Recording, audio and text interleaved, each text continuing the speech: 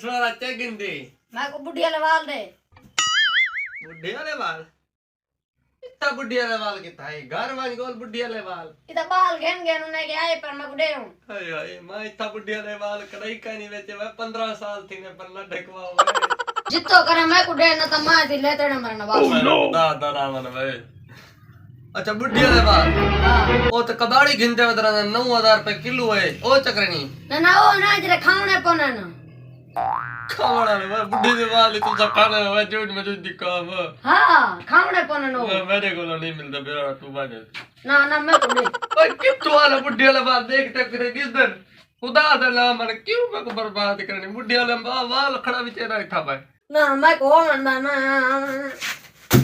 मैं को वाल के ना मेरी दुकान पर लो काम कराने दे सिरो ले दे करा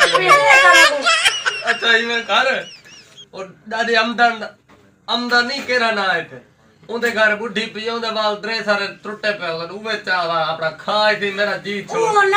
ना खावा वाले ओए ओए अरे वे खुदा दा नाम मनो वो आखी तो दुकान पाट त भाज काम निवे करने दे चाहे तो को ए देख अंधाई ये लाखनी के चावे ए बुढ़िया ले वाल है बिया चावे लाख दिला लती लच्छा लती